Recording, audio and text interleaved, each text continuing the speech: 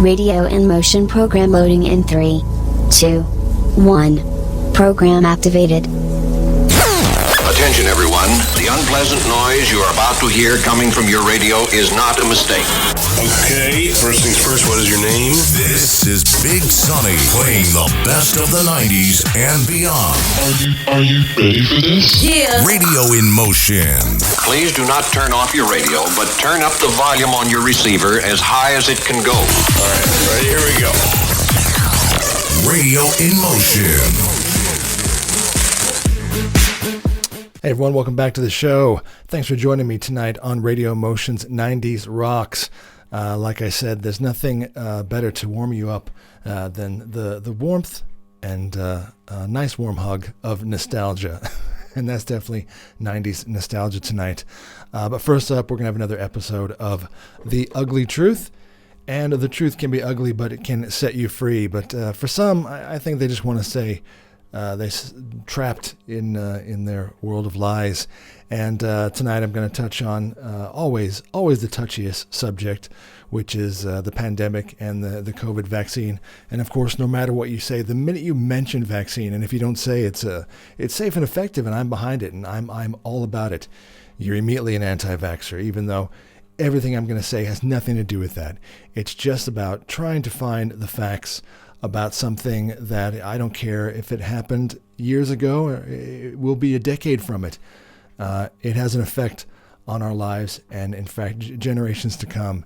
And like many things, I feel like those who should be held accountable never will be.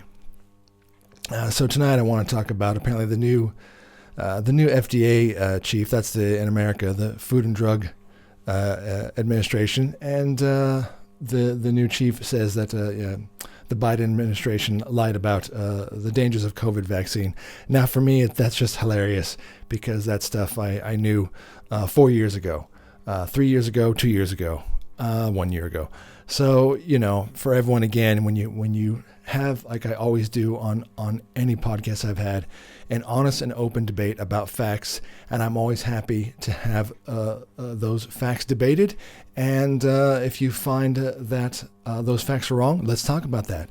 But it's when, people just blindly follow something and they don't want to hear the facts because it will just, completely destroy their world. And I can't help that. The facts don't care about your feelings. So it was part of, and this is directly from the press conference. I'm not going to play it because my YouTube clips get ratioed enough when I play anything having to do with COVID, God forbid. But apparently, and this is what he said, it was part of the Biden medical establishment censorship complex because any information that related to complications of the vaccines or vaccine injuries, it was considered COVID vaccine hesitant content, and so it was censored or blocked. Again, that's not news to me. That's known, or it was slow walked, and so we now have tragically have this information that especially things like the heart inflammation that occurred, especially in young healthy men and boys and others. And that was not disclosed as soon as it should have been. And as a result, there's probably thousands of kids who probably, had complications with myocarditis and pericarditis, linking to the vaccine, and no one wants to talk about it. So yeah, that's the new head, Marty McCrory of the FDA. I think that's that sounds reprehensible, don't you think? It's just the sound of that. And I think there's so many. Again, the minute I start talking about it, I'm an anti-vaxxer. But the fact is that they knew ahead of time before they released the COVID vaccine of the possible side effects for young men and others. So yeah, that's A. And B, that it didn't stop the transmission, despite them constantly. I think there's still a YouTube clip up there, cracks me up, saying, you get the vaccine, you get one shot, it stops with you, and you're the reason that we're spreading the virus. No, that wasn't true. So they suppressed the information about the damage it can do in children, and in terms of myocarditis and pericarditis. So again, that's the information that's coming out now, and reporters are all, I didn't know that. Did you know that? I had no idea, and I never even asked. I just, I assumed. The mainstream media bugs me because they're complicit in everything, and that they just get their standard questions, and if they, deviate that from anyway, they're worried about losing their connection to getting into the White House or getting the big stories. And to me, that is where journalism has died, and we are lost, because there is no true journalist who's willing to bet his reputation on losing it all. Because, and I get it, we all have bills to pay, we all have mortgages, we don't want to get canceled. But unfortunately, if you choose that career as an actual journalist, you follow the truth wherever it leads. And I don't think that's happening. It's certainly not happening in mainstream media, or God forbid, the nightly news. Oh, those guys are a crack up. So I want to talk about some of the things that used to annoy me, is talking about the speed of science. So many people in the medical community will forgive everyone who made decisions because it was the speed of science. We had to do this quickly because of the COVID pandemic. No, I'm not a COVID pandemic denier. I'm also not an anti-vaxxer, but I'm just talking about the facts within what actually happened and what does actually shape and define a pandemic.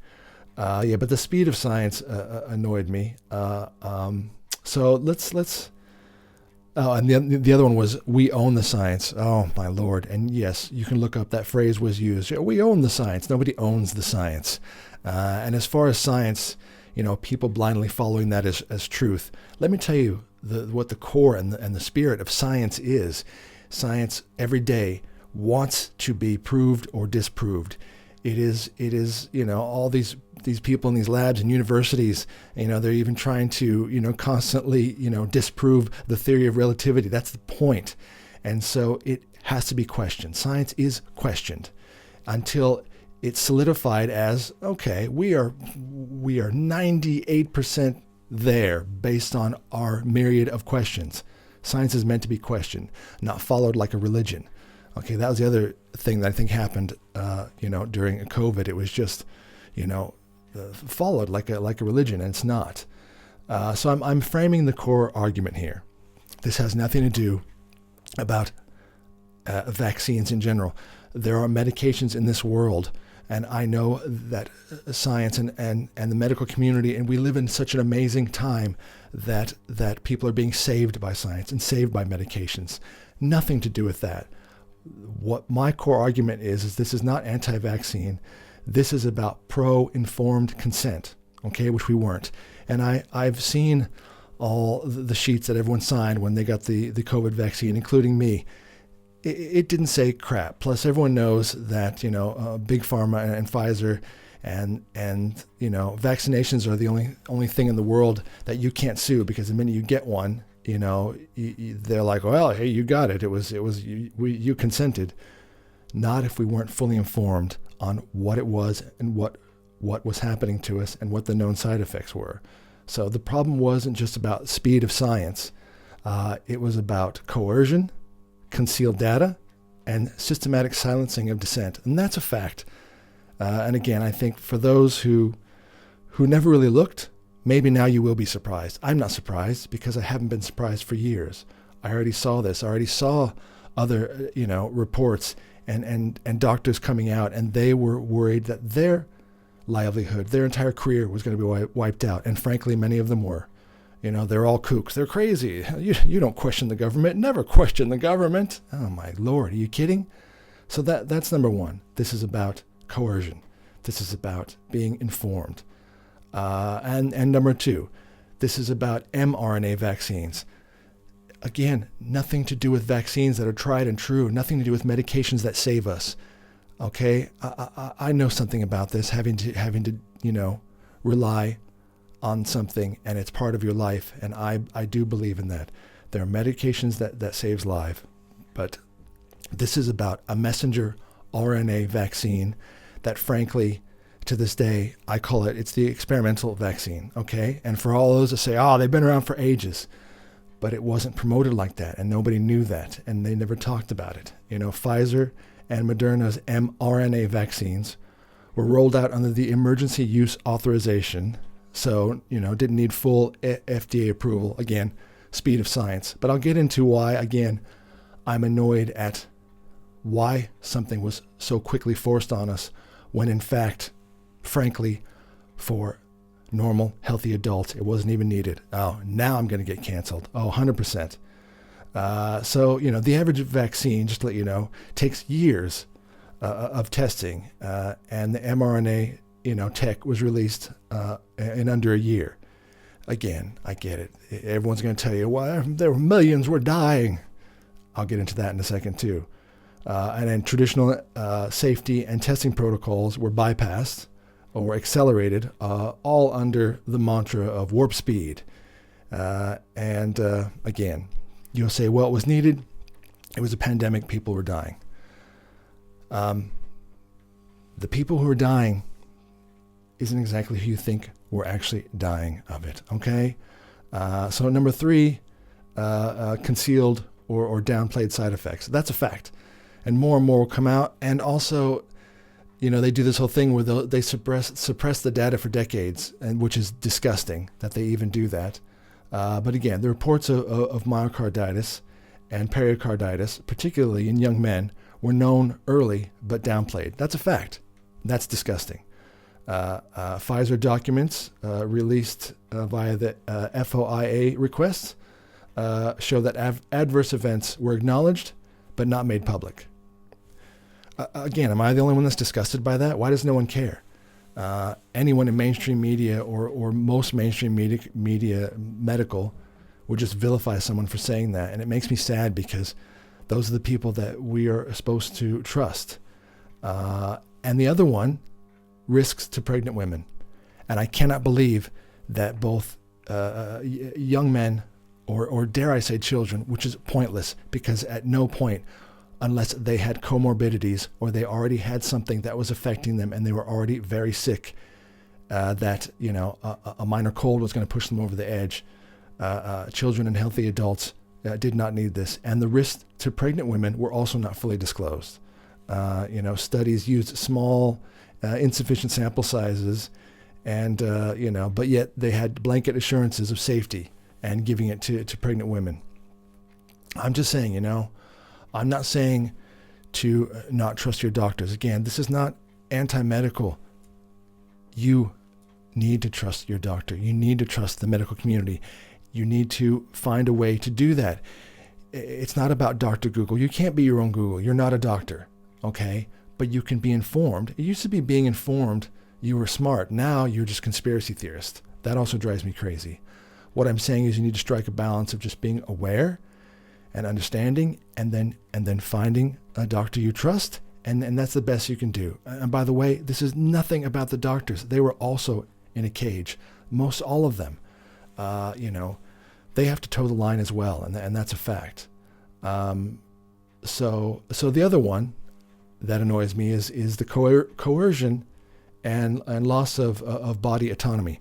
Now that phrase loves to get thrown around, but that went right out the window with COVID, and workers in health, government, airlines, military, and more were all forced to get the vaccination or lose their jobs. Now, some people will say, oh, we didn't say you'd lose your job. Yeah, I've seen firsthand where they didn't have to say it, but what they said was, well, then you can just stay home and not get paid forever. How's that? That sounds like not having a job. Again, this is not about anti-medication or anti-vaccination. This is about being forced to get something that wasn't even needed as a healthy adult for fear of losing your income. And that's disgusting. And that happened. And no one seems to want to talk about it. No one cares. It's just part of history now. The vaccine was sold as a moral imperative for the greater good, despite no sterilizing immunity, meaning you could still catch and transmit COVID. Okay?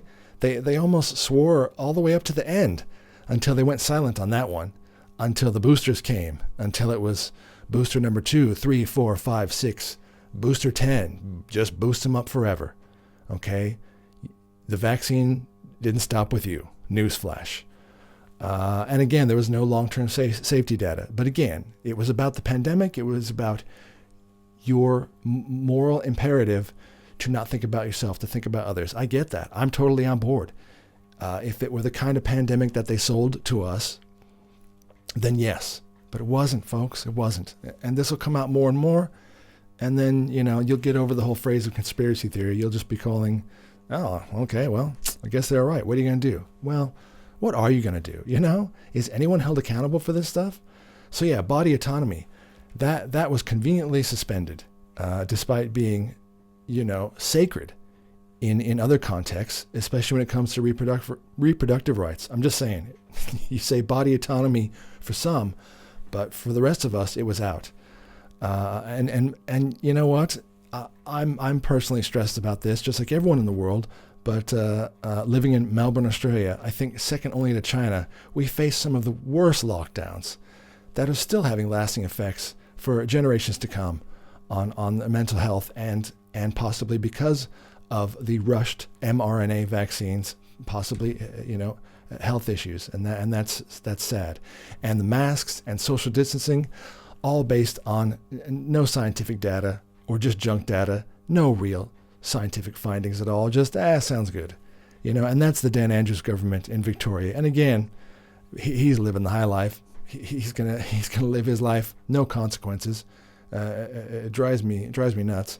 The other narrative is the narrative and its enforcers. So this was the thing: doctors, scientists, and professionals who raised concerns, they were deplatformed, fired, or had their licenses revoked. So again, nothing I'm saying is anti-medical. The medical community is amazing. Doctors and nurses and medical staff, they have such heart, and they use their training, and they get into those jobs. For them, it is a career, it is a passion. Maybe there's a small few that it's not, but that's like any job. For the most that I have met or worked with, they are amazing and passionate for their patients. So everything I'm saying has nothing to do with being anti-medical. And I'm telling you that some of them who did try to have a voice, or they did just want to talk about it, to simply have a conversation, an open conversation about something as severe as forcing people to get this experimental mRNA vaccine for a pandemic of COVID, which again was not affecting healthy adults like they seem to be selling us that it was. So they were deplatformed or fired or again, license revoked, livelihood out the window. The media, big tech, even medical journals operated in lockstep, labeling, dissent as disinformation. Again, I believe in open discourse and fact-finding and coming to an agreement, maybe sometimes to agree to disagree, but at least looking at the facts and having an open conversation. But no, that's disinformation. But yeah, institutions like the FDA, NIH, CDC, World Health Organization, they worked more like PR firms than scientific bodies. Did you ever get that feeling? I think they still do. They really did sell you on it. They sold you on COVID, and they sold you on the vaccine. I don't think there was a lot of honest science there. So yeah, that's quite sad that there were doctors that wanted to speak up and they were vilified. And again, I feel bad for the doctors because a lot of what they get, the bulk of their trusted information still comes from even medical journals. And the common issue there is that many medical journals are heavily funded by pharmaceuticals, or they rely heavily on advertising, and it's all pharmaceutical advertising, supplements and reprints. So if that doesn't sound like potential bias, I can't help you. You know what I mean? When you're looking at a medical journal which is supposed to solidify scientific data and fact, which again, I'm very aware it always changes, and anyone in the medical community knows that. It's always changing. Like I said, science isn't a religion that you follow and bow to. It's something that's always evolving. So why can't we have a conversation? Why couldn't we have a conversation about the vaccine or about COVID? Because you were locked out. You were deplatformed, disinformation. Misleading statistics and public fear, that also drove me nuts. The death numbers included individuals who died with COVID, not necessarily from COVID. You understand what I'm saying? If you were 90 and you already had existing ailments, walking outside and getting a chill would have pushed you over the edge. A simple cold would have killed you. Your immune system was already compromised. COVID, the flu, things that already exist that people before were never forced to get a shot for. You were never forced to get a flu shot. Again, the flu shot is not an mRNA. The flu shot is based on dormant versions of previous influenza so that your body naturally helps build immunities. Nothing wrong with that. That makes sense. Okay? It is not, a messenger RNA actually getting into your DNA and your RNA, getting into the cells of your body. Okay? A regular vaccine, the flu vax, is not gene therapy. All right? But yeah, that's the thing. I think everyone who died from COVID, it was just everyone was ticking the box. Oh yeah, he got COVID, so he must have died of COVID. Oh, this one got COVID, died of COVID. Probably we're already on death's bed. Okay, I don't believe that healthy adults died of COVID. Healthy adults with no immunocompromised systems. No, I'm not going. I'm waiting to see the data. You tell me for real on that. Vulnerable groups, elderly, immunocompromised, were always the most at risk. Of course, they were the most at risk. Yet mass fear was weaponized to justify the broad mandates. Simple as that. Children and healthy adults forced. They faced, statistically negligible mortality risks. Negligible. Okay? Yet we were included in the mandates and the vaccine campaigns. So this is where I'm at. This is what I'm talking about. The speed of science. We had to skip all these steps to create this mRNA vaccine, experimental vaccine, and then force to give it to everyone and then vilify you if you didn't get it because it was such a huge pandemic killing only the really old and weak and immunocompromised with comorbidities. Okay, well, you should have given it to them. You should have targeted them. You should have told them not to go to work, but they wouldn't be working because they'd be old and retired and sitting in a retirement home going, oh my God, I got COVID, but my heart's already weak. My immune system's already down. Yesterday I went outside and it was raining a bit and I coughed and I almost died and had a heart attack. Give it to them. Yes, 100%. Should have given it to all the oldies all the time. Not healthy adults and not children. That was the worst. So this is what I'm saying. In the end, it comes down to the speed of science made no sense for a pandemic that wasn't a pandemic like you think it was. The at-risk were the elderly. The at-risk were the unwell, people with already on-board comorbidities. And like I say, a simple cold could have pushed them over the edge.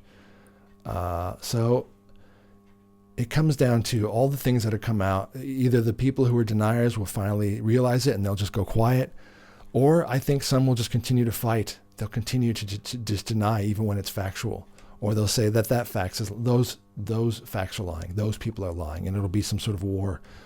So in the end, look, it's a question of trust. If it were a rare disease and science offered me a cure with full disclosure of risks, I'll consider it. That's what we all do. Isn't that what we do? If you have something, this is the thing. Think about this. I'm not anti-medicine. I'm anti-lying. The doctor says I have a rare disease. More than likely, you're going to die. So that's happening. We don't have anything tried and true to fight this. But there's an experimental cure. It's experimental. It's been rushed through. There's not enough trials or data yet. See what I'm saying? There's not enough data yet to know what the side effects could be. Full disclosure of risks. Tell me the full disclosure. You could not take it, you'll be dead in a year. You could take it, but there are some risks. I'm going to go through the list. But it's possible, and we're not completely sure yet, but we're confident this could give you another decade of life, of healthy, happy life. But these are some of the side effects and risks, and I'll give you the full disclosure. Full disclosure. I'll consider it. Thank you.